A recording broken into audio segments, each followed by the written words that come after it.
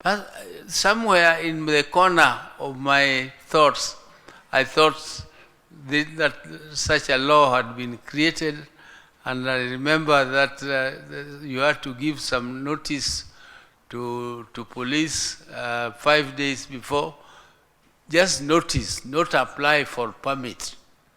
You give them notice and they provide you with security, and you state exactly from where you want to demonstrate up to where, from what time to what time, so that security can be provided for you to do demonstrations. I thought there was something like that, but if it is not there, then let us expeditiously establish one so that we can have a law which guides demonstrations, so that Kenyans can demonstrate peacefully without being disturbed and being protected by their own police, because they are the ones who pay the police. Let Kenyans pay the police who protect them, not the police who kill them. Because if you use a bullet, that bullet is bought by the mwananchi you are killing.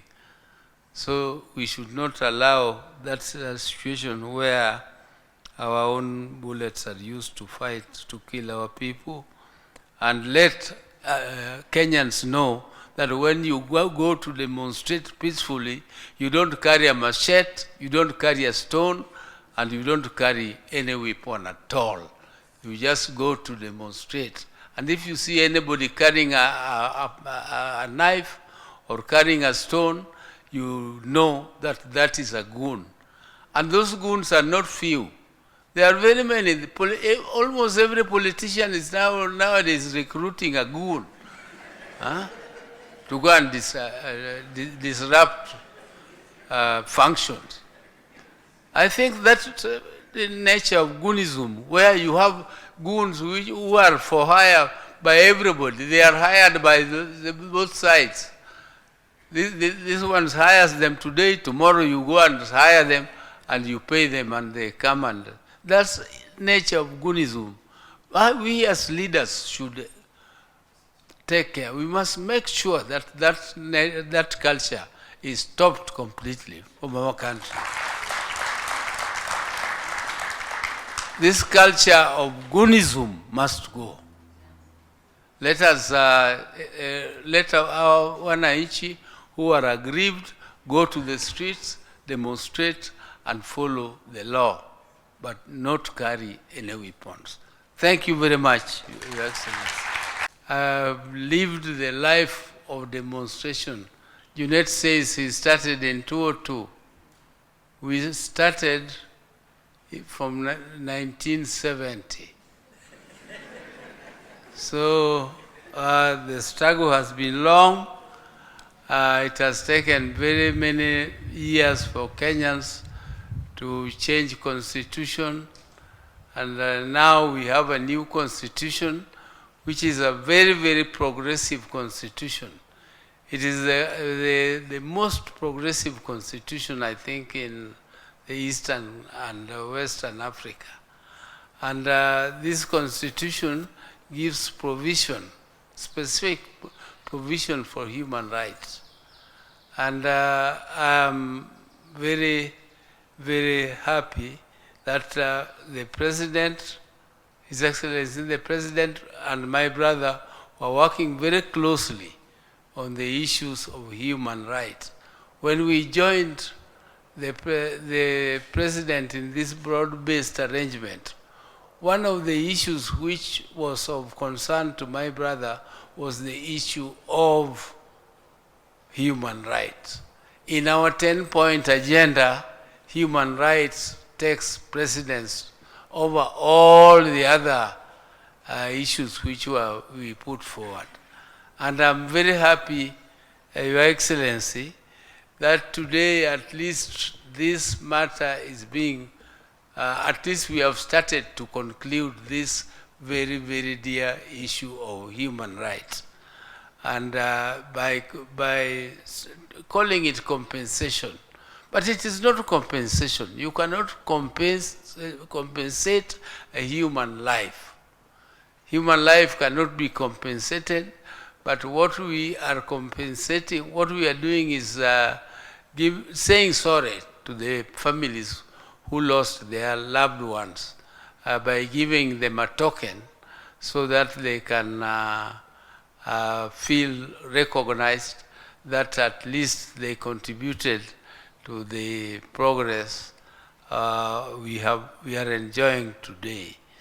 And therefore, Your Excellency, the process which is being concluded today, I'm very sure you are fully aware that this was initiated by you and my late brother, and I was there.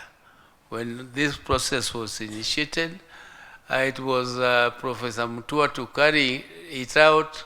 You know, us politicians, sometimes we like shortcuts, but the court told us, no, it is not Professor Mutua to implement it.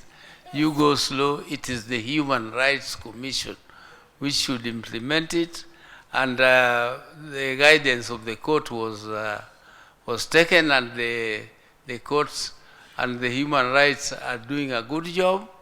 They have started to do what is actually symbolic in this process, and we appreciate them very much. This framework represents a major milestone in protecting the rights of those harmed during protests, advancing social reconciliation, providing redress for victims, and strengthening our democracy. As a demonstration of our commitment, we have already allocated Kenya shillings 2 billion towards compensation and reparation for those who have suffered verified harm arising from protests and unrest, including affected families, injured citizens, businesses lost, and law enforcement officers injured in the course of their duties. But let me be clear. This is, as has been said by many, the beginning of the journey, not the end. Let me also be clear about what these payments are and what they are not. They are not the price of life, of pain, or of loss. No amount of money could ever be. The Kenya shillings 2 billion we have committed cannot replace a son or a daughter. It cannot restore years and lot of trauma. It cannot fully compensate a family, a trader, or a community for all that has been taken away from them. What it does represent is the state's acknowledgement that harm occurred, that victims matter, and that a nation heals by tending to its wounds rather than pretending they do not exist. Nor is this redress a reward for violence, looting, criminality, or unlawful conduct. Neither should it be understood as a license for disorder on one hand, or excesses and violations of rights on the other. It is redress for harm suffered by citizens, an affirmation that the rule of law applies equally to everyone. And let no one mistake compassion for impunity. Compensation does not retire accountability. The law applies equally to the citizen and the officer, to the protester and the police. Where wrongdoing occurred, accountability must follow its proper course.